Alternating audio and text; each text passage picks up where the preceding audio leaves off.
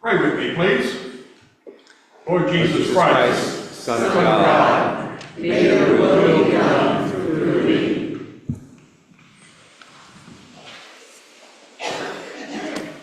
Okay, here we are, Lent. How many of you grew up in the Episcopal Church or the Roman Catholic Church? Whoa, I thought so. I mean, a bunch of us, all right? All right, I was raised in the Episcopal Church. And as a small boy, I remember Christmas Eve was wonderful. Even as a little boy, I'd go to Christmas Eve. Easter was exciting, all right? All those flowers and you always wore, the little girls wore white, and I even wore a white suit. But my predominant memories of my childhood in church was Lent. Is that true for you? Yeah, okay, it was. Lent was it. And I worked like crazy to do Lent. I took great pride in giving up ice cream. I love ice cream, still do. It was sort of that feeling of, oh yes, I've given up for Jesus, ice cream, okay?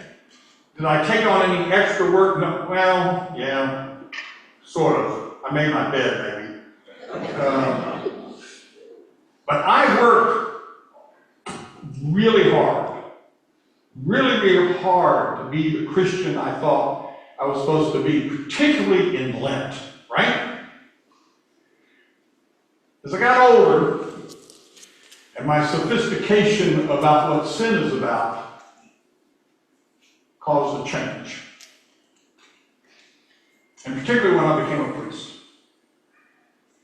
And suddenly, all that sense of sin didn't seem to be taken care of by giving up ice cream or making my bed. As a matter of fact, the sense of sin was pretty overwhelming, actually. Because Lent became a duty that was hard. It really did for me. Because I knew in my heart that I was not the best of Christians, much less a good priest. And Lent always reminded me that I might actually be a failure.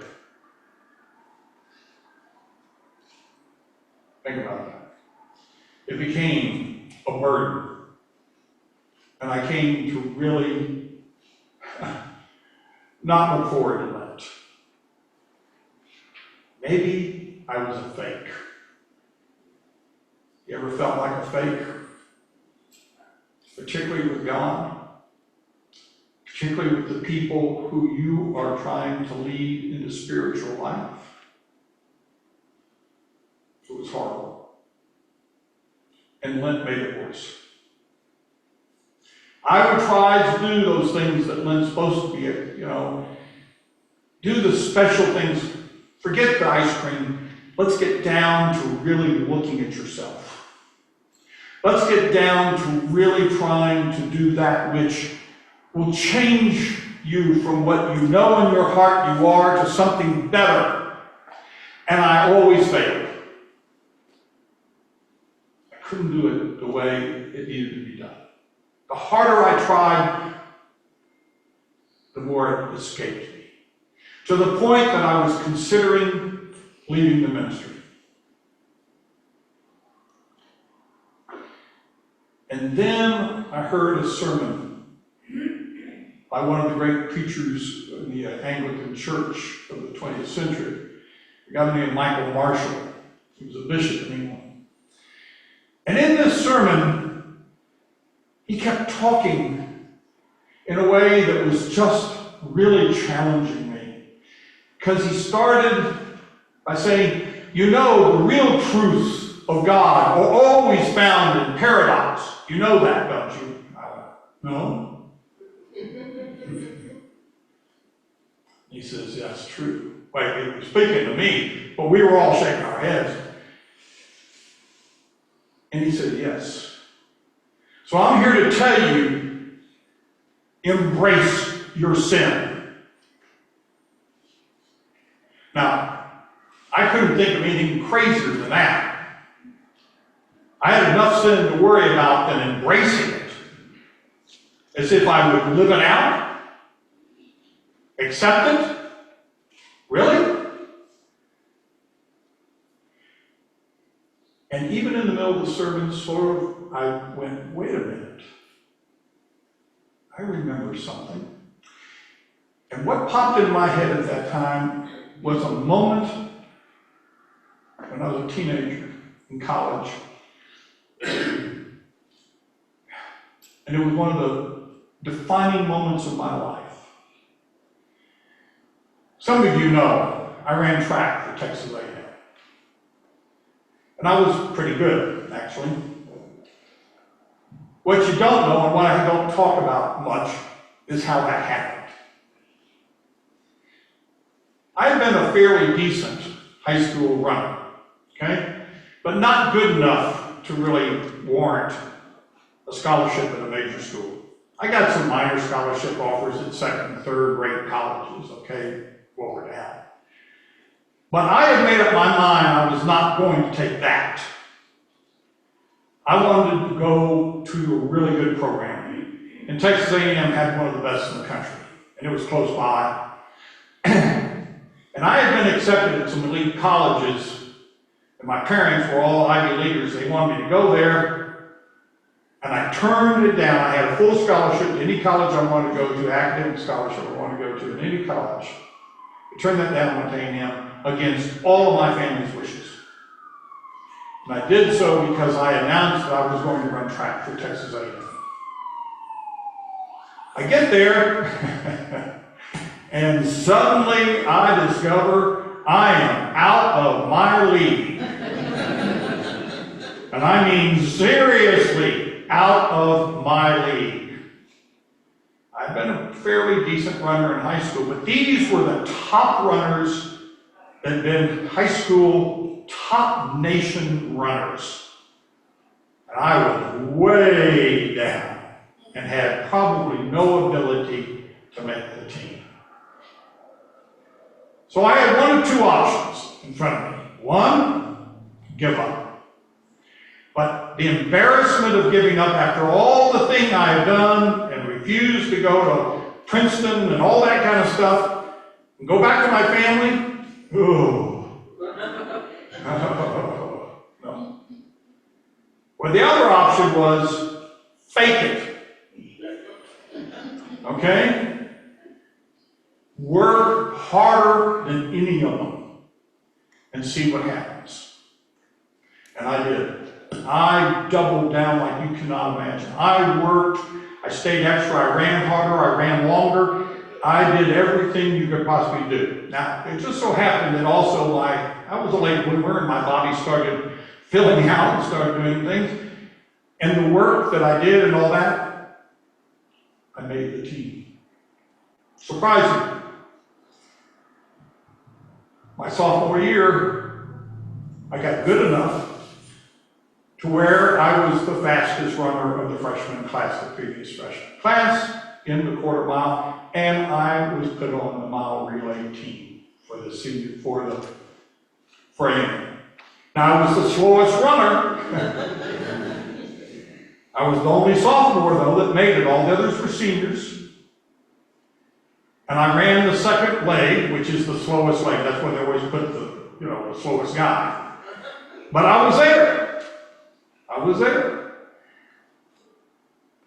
But the harder I ran, something wasn't right. I wasn't getting slower, but I wasn't getting better. So the assistant coach, who had been a world-class runner at A&M 4 or 5 years before, came up to me and he said, "Steve, you know what your problem is? You've done really well. You've done amazingly well for your talent."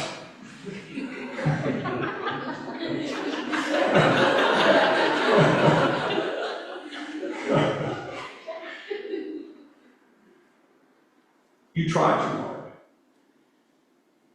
And I said to Ted, try too hard? I mean, how can I not try? That's the only thing I have. He says, no, it's not. You've done the best you can without knowing how to do it. And he says, if you want to get faster, you can. But you're going to have to change what's happening. And I said, okay, what? He says, here's your problem. You're afraid of the pain.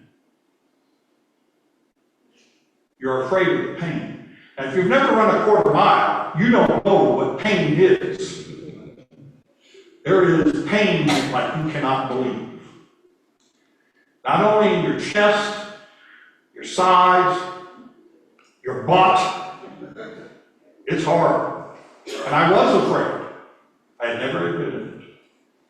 He says, so you don't run fast enough at the beginning of the race because you try to postpone the pain and then try to make up for it by running really fast at the end. You know, that sprint at the end. And he says, and what you do is you grit your teeth and you're pulling your hands across and your legs are doing this and you're slowing down. It's called runner's rigor mortis. Okay? Y'all ever been in a dream where you were running as fast as you could, you were going slower and slower and slower? This wasn't a dream, this was real. That's what was happening. And he was right. But I didn't know how. I mean, it didn't make any sense to me. Don't try harder? That's crazy, right? Paradox. Think about that. Keep that word in your mind. Paradox. So, here we come to the Texas Relays, the premier relay in the United States every year. 80,000 people in the stands. And we got to the finals of the mile relay. Okay? A&M had a pretty good team. Matter of fact, on our team that year, we had 5 world record holders. So you realize how far down I was, okay? The coach comes up to me right before the race. He says, Steve, you're going to be the anchor. Now, the anchor is for the fastest guy on the team, not the slowest. And he moved the fastest guy on the team, who was one of the premier runners we had. He had run the 100 that day. He had run the 220 that day. He had led the sprint relay team to first place. And here he was, the fastest runner we had on the mile relay, and he's going to second. My position. Terrified. Terrified. So we start out. They have a big announcers. They have announcements doing the thing where the running commentary. So Gil, his name was Gil Smith, the guy I was replacing. He gets the baton and the announcer says, that is Steve Bancroft, a new sophomore at A&M, and look at him go. Do you think he can finish? And Gil was just blowing with, just smoking the crap, and they kept saying, wow, look at Bancroft go. He's passing it over.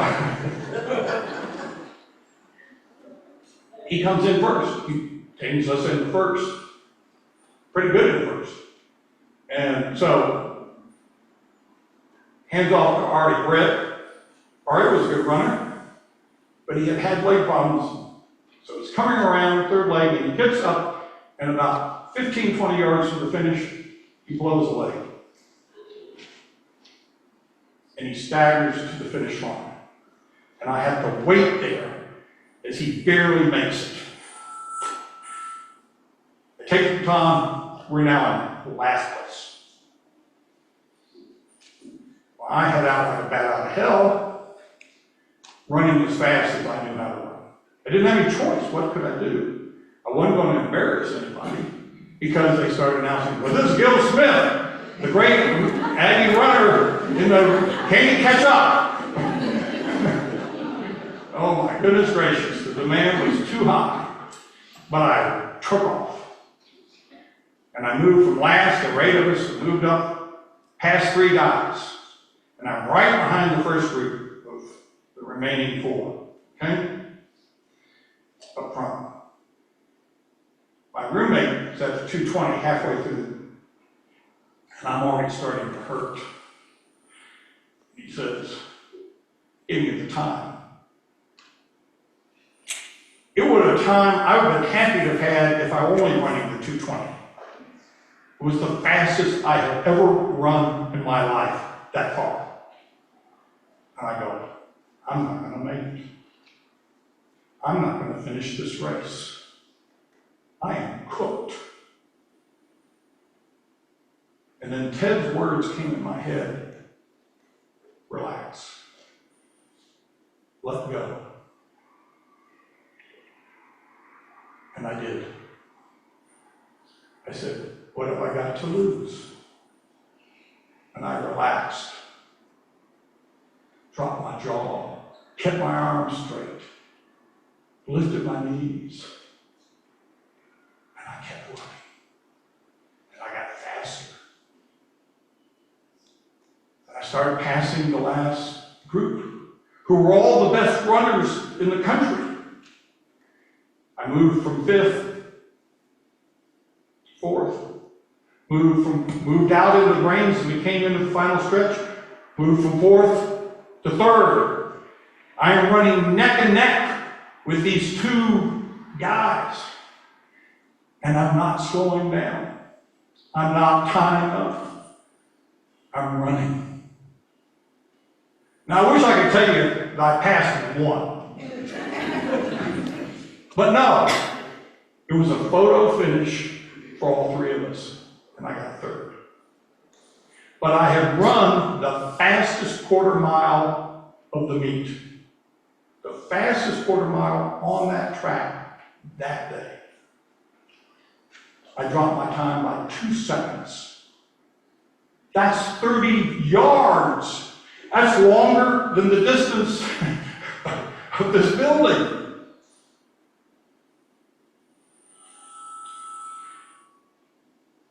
My team started going crazy and coming down and patting me on the back, and I was ecstatic. It was probably the most joyful time I've ever had in my life. Because I knew I had run the best that I could run. As a matter of fact, I never ran faster than that for the next 3 years. That was okay, because I always ran about that time from then on. I hit the top of my capability, and I knew it was the best I could do. And Gil, in A&M there's class structure, so seniors don't talk to sophomores much. Gil walks up to me, puts his arm around me as we're walking off, and he says, I just ran the best race you've ever had.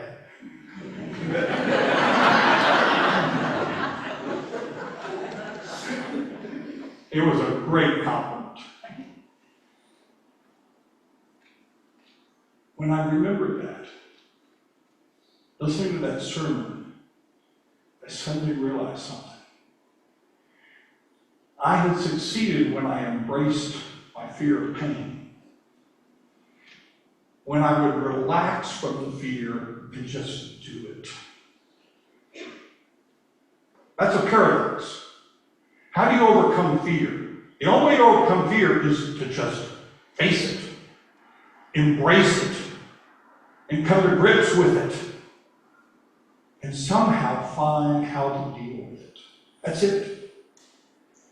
So here I am listening to this great preacher saying, embrace your sin. And suddenly, I knew what he was meaning.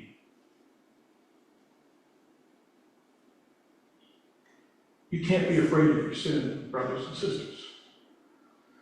That will kill you. That will kill you. It produces hypocrisy. It produces failure. And it makes you fake. I know. I know. Trust me. It's only when you really know you are a sinner that you'll figure out. Because here's what happens. He ended that sermon the way I'm going to end this sermon. He said, you know, the worst thing that ever came into the world is sin.